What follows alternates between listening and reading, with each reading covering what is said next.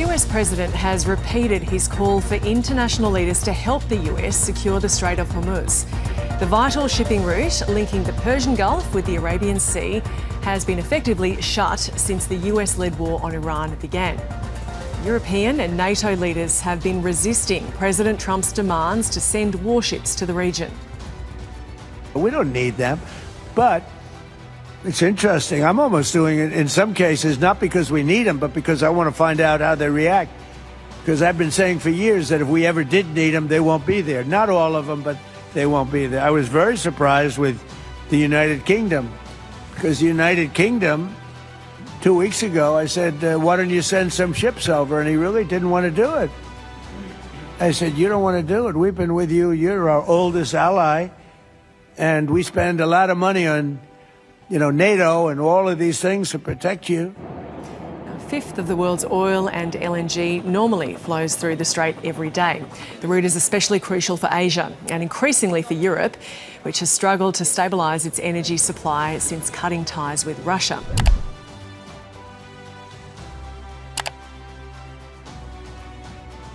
Serangan bertubi-tubi Iran telah banyak menimbulkan luka bagi Israel dan Amerika Serikat. Kerusakan amunisi perang, gugurnya ribuan pasukan hingga dampak ekonomi masif terus menggerogoti dua penjajah tersebut. Donald Trump yang tidak tahu malu justru mencoba peruntungannya dengan melobi Eropa. Namun siapa sangka sekutu lama Amerika itu malah menolak permintaan Trump. Tidak ada satupun negara yang bersedia mengirim pasukan atau membantu membuka jalur perdagangan di Selat Hormuz. Bagi Donald Trump, penolakan ini terasa jauh lebih pahit ketimbang kekalahan di medan tempur, sebab Eropa boleh dibilang sebagai harapan terakhir Israel dan Amerika untuk membalikkan keadaan. Trump dan Netanyahu yang mulai kehabisan akal justru merumuskan rencana licik demi melemahkan Iran. Keduanya bahkan kembali membuka peluang menggunakan bom nuklir yang bisa menyebabkan kekacauan di seluruh dunia. Lantas, bagaimanakah cara Iran dan Eropa bekerja sama menghentikan rencana tersebut? Cetak Gol coba mengulas kehancuran AS dan Israel ditinggal sekutu Eropa yang membelot ke Iran sebagai berikut. Kehancuran masif Tel Aviv bikin Amerika terpukul. Iran kembali meluncurkan rudal terbaiknya ke kawasan Tel Aviv. Adalah rudal balistik Sejil yang baru saja diluncurkan oleh Korps Garda Revolusi Islam Iran. Buat kalian yang tidak tahu rudal Sejil, kami akan memberikan sedikit informasi. Rudal ini sendiri dikenal cukup sangar karena punya bobot kurang lebih 23,1 ton. Daya jelajahnya sangat singkat, hanya 7 menit saja untuk bisa mencapai arah yang dituju, yakni Tel Aviv. Peluncuran rudal Sejil sendiri merupakan bagian dari gelombang serangan ke-54. IRGC menargetkan rudal tersebut menghantam pusat administrasi dan infrastruktur militer Israel. Pejabat Iran mengatakan ini menjadi momen bersejarah bagi negeri para mullah. Sebab peluncuran rudal Sejil sendiri menjadi kali pertama IRGC menggunakan senjata berbahaya tersebut. Dari sisi jangkauan, rudal Sejil mampu mencapai target hingga 2.000 km. Sudah sangat cukup menjangkau Tel Aviv yang hanya berjarak kurang lebih 1.588 km. Dengan daya waktunya yang singkat, tentu rudal ini telah menghantam jantung kota Tel Aviv. Gedung-gedung putih di pusat ibu kota Zionis ini kembali mengalami rusak parah. Serangan rudal Sejil dari Iran telah membuat mental Donald Trump mulai ciut. Presiden berambut pirang ini benar-benar terpukul karena sekutunya Israel dibombardir tanpa henti. Trump pun menyatakan akan mengajukan permintaan damai dengan Iran. Politikus Partai Republik ini sudah nggak sanggup meladeni perlawanan negeri para mullah. Apalagi dengan ditutupnya Selat Hormuz, tentu akan menimbulkan kerugian besar bagi Amerika. Lonjakan harga energi minyak mentah Paman Sam diprediksi akan melonjak hingga 40%. Tahu nggak apa respon Donald Trump setelah Iran menutup Selat Hormuz? Yap, pria berambut pirang ini melakukan penghancuran terhadap terminal ekspor milik negeri para mullah. Trump menyatakan bahwa militer Amerika sukses menghancurkan terminal ekspor Iran di Pulau Kark. Trump bilang penghancuran ini merupakan respon Amerika atas keegoisan Iran. sebab negeri para mullah hingga saat ini belum membuka jalur perdagangan di Selat Hormuz. Kamu menghancurkan sepenuhnya setiap target militer di pulau itu, sementara fasilitas minyak tetap dibiarkan utuh, kata Trump. Apakah Iran diam begitu saja dengan serangan masif yang dilancarkan Trump? Negeri para mullah baru-baru ini meledakkan 3 pangkalan Amerika sekaligus di Timur Tengah. Bersumber dari CNN Indonesia, Korps Garda Revolusi Islam Iran berhasil menyerang pangkalan udara Al-Harir di Erbil, pangkalan Ali Al-Salim, dan pangkalan Arifijan di Kuwait. Ketiga lokasi itu dihantam menggunakan sistem rudal dan drone Iran yang paling ampuh. Operasi ini merupakan bagian dari gelombang serangan ke-52 yang bertajuk Operasi Janji Sejati 4. Operasi ini merupakan aksi balasan atas pembunuhan pekerja di zona industri Iran. Gak mau kehilangan superiornya, Trump akhirnya mengambil jalan lain. Setelah benar-benar terdesak, barulah sang presiden mengajukan perdamaian. Politikus Partai Republik ini meminta untuk mengakhiri perang dengan negeri para mullah. Kerugian besar yang ditimbulkan akibat penutupan Selat Hormuz menjadi alasannya. Namun Iran enggan menanggapi permintaan berdamai dan bersumpah akan terus menyerang. Abbas Araghchi menegaskan Iran saat ini hanya fokus membela diri karena diserang terlebih dahulu. Menurut sang Menteri Luar Negeri, tanah Persia masih cukup kuat dan stabil. Kami cukup stabil dan cukup kuat. Kami hanya membela rakyat kami, tegas Araghchi. Donald Trump meminta bantuan ke Eropa tetapi ditolak. Ancaman dari Iran sukses bikin Donald Trump terdesak hebat. Politikus Partai Republik ini kemudian mencoba membujuk Eropa untuk mau bersama-sama menekan Iran. Trump meminta negara berdua biru untuk menyerang Iran. Tujuannya agar negeri para mullah mau membuka Selat Hormuz yang menjadi jalur perdagangan dunia. Permohonan Trump ke negara Eropa seolah-olah menurunkan harga dirinya. Dia sebelumnya bilang kapal tanker dari negara manapun untuk tidak takut melintas di Selat Hormuz. Trump menjanjikan bakal mengawal kapal tanker tersebut agar tidak mendapat serangan. Namun hal sebaliknya justru terjadi di mana kapal tanker Paman Sam justru dilalap si jago merah. Allahu Akbar! انهدام ناوچه امریکایی در محدوده شمال خلیج فارس.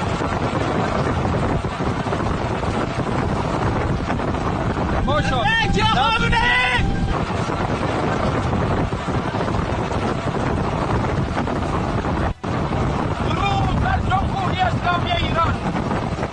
رزمندگان نیروی دریایی سپاه پاسداران انقلاب اسلامی. Respon negara-negara Eropa benar-benar di luar prediksi dari yang kita bayangkan. Mereka kompak menolak permintaan tolong dari Presiden Donald Trump. Johan Wedpool mengatakan Berlin tidak berniat untuk bergabung dalam operasi militer. Menteri Luar Negeri Jerman ini nggak ingin negaranya terlibat dalam konfrontasi. Kita membutuhkan kejelasan di sini. Kami berharap AS dan Israel memberitahu kami. Melibatkan kami dalam apa yang mereka lakukan di sana dan memberitahu kami apakah tujuan ini tercapai, tegas Wedpool. Penolakan dari Menteri Luar Negeri Jerman ini juga sejalan dengan keinginan Stefan Cornelius. Juru bicara Kanselir Jerman ini menyebut negara NATO tidak ada kaitannya dengan konflik di Timur Tengah. Penolakan serupa juga datang dari Keir Starmer. Perdana Menteri Inggris ini mengatakan tuntutan Trump tidak akan dan tidak pernah direncanakan untuk menjadi misi NATO. Starmer menekankan bahwa Inggris tidak akan terlibat perang yang lebih luas. Rob Jetten juga ogah menuruti permintaan Trump dan mengatakan sangat sulit meluncurkan misi ke sana. Menurut Perdana Menteri Belanda ini, Iran bukanlah lawan yang mudah untuk ditaklukkan. Antonio Tajani juga enggan menurunkan angkatan tentara mereka membantu Amerika. Menteri Luar Negeri Italia ini meminta Trump agar mau menarik rencananya. Gak hanya meminta bantuan dari negara Eropa, Trump juga meminta tolong ke China. Akan tetapi negeri tirai bambu jelas tidak akan menuruti permintaan dari sang presiden. Trump pun merespon penolakan tersebut dengan sikap yang sedikit ngambek. Dia mengatakan bahwa Amerika Serikat tidak membutuhkan bantuan kalian. Trump menyebut Paman Sam sendiri bisa menyelesaikan permasalahan Selat Hormuz yang ditutup. Saya tak mendesak mereka karena sikap saya adalah kami tidak membutuhkan bantuan siapapun. Kami adalah negara terkuat di dunia. Kami memiliki militer terkuat, jadi kami tidak butuh mereka, kata Trump. Apakah sang presiden benar-benar ngambek karena permintaannya enggan dituruti? Ibarat seorang pacar yang meminta sesuatu namun tidak dituruti dan justru merengek. Celana pendek corduroy berbahan lembut yang sangat nyaman digunakan, cek linknya untuk mendapatkan harga termurah. Sulit mengalahkan Iran, ambil jalan kehancuran. Kegagalan Donald Trump melobi sekutunya membuat Israel dan Amerika semakin terhimpit di medan tempur. Bayang-bayang kekalahan mulai terpatri di benak para pemimpin Paman Sam dan negeri Zionis. Namun dua penjajah tersebut nampaknya tidak tertarik menggunakan cara yang adil untuk membalikkan keadaan. Alih-alih memperkuat militer atau mengubah strategi tempurnya, Trump dan Netanyahu malah melirik cara yang radikal. Salah satu skenario yang digembar-gemborkan adalah pelaksanaan operasi false flag atau bendera palsu. Untuk kamu yang mungkin belum familiar, operasi false flag biasanya dilakukan secara terselubung demi menyamarkan pelaku serangan. Setelah itu, mereka bakal mengkamping hitamkan pihak lain sebagai dalang kerusuhan tersebut. Salah satu operasi false flag yang paling fenomenal terjadi dalam peristiwa 9/11. Saat itu, kelompok Al-Qaeda, pimpinan Osama bin Laden dicap sebagai pelaku penyerangan. Namun hingga saat ini, banyak yang meyakini bahwa operasi tersebut diprakarsai oleh Badan Intelijen AS alias CIA. Banyak pihak percaya bahwa Amerika memerlukan insiden tersebut guna melegitimasi penyerangan ke Afghanistan. Operasi seperti inilah yang kabarnya bakal dijalankan Amerika dan Israel dalam perang Iran. Apalagi Amerika sudah terang-terangan membuat produk jiplakan dari drone Syahid Iran yang dinamai sebagai drone Lucas. Kabarnya senjata tersebut digunakan untuk menyerang negara-negara Arab lalu menuduh Iran sebagai pelakunya.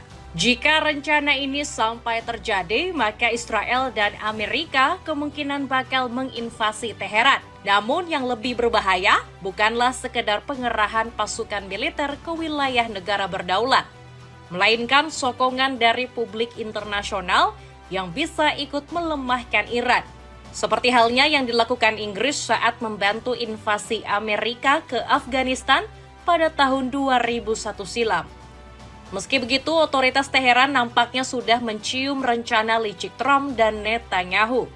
Ali Larijani selaku Sekretaris Dewan Keamanan Nasional tertinggi Iran segera mengutuk operasi bendera palsu tersebut. Saya mendengar bahwa anggota geng Epstein yang tersisa telah merancang konspirasi untuk menciptakan insiden serupa 9/11 dan menyalahkan Iran atas itu, kecam Larijani. Di sisi lain, operasi false flag ternyata bukan satu-satunya trik kotor yang bakal ditempuh Israel dan Amerika. Pasalnya, rezim Benjamin Netanyahu dikabarkan siap menembakkan bom nuklir jika Israel kalah dalam perang Iran. Hal ini diungkapkan oleh mantan pejabat tinggi di Kementerian Luar Negeri AS Lawrence Wilkerson. Saya yakin Netanyahu siap menggunakan senjata nuklir jika situasi di lapangan menjadi tidak terkendali, karena Iran bahkan belum mulai meluncurkan rudal-rudal paling canggih mereka. Bagi negara-negara Eropa, pengerahan senjata nuklir oleh Israel bukan sekedar ancaman biasa. Jika rencana ini benar-benar dilakukan, benua biru diprediksi tidak akan tinggal diam. Sebab saat AS dan Israel menyerang Iran dengan proyektil saja, negara Eropa banyak yang tidak terima. Apalagi jika dua penjajah tersebut menggunakan senjata nuklir yang jelas melanggar hukum internasional dan bisa mengancam keselamatan seluruh pelosok bumi. Dapatkan paket hemat dari kaos polos dengan merogoh 100.000 kamu bisa dapatkan 7 kaos. Cek linknya di bawah ini. Itulah ulasan kehancuran Amerika Serikat ditinggal Eropa yang mulai membelot ke Iran. Bagaimana pendapatmu? Apakah Israel dan Amerika bakal semakin terpuruk hingga melancarkan taktik haramnya? Atau justru Iran yang semakin tangguh melawan dibantu kekuatan Eropa? Coba tulis pendapatmu di kolom komentar di bawah ini.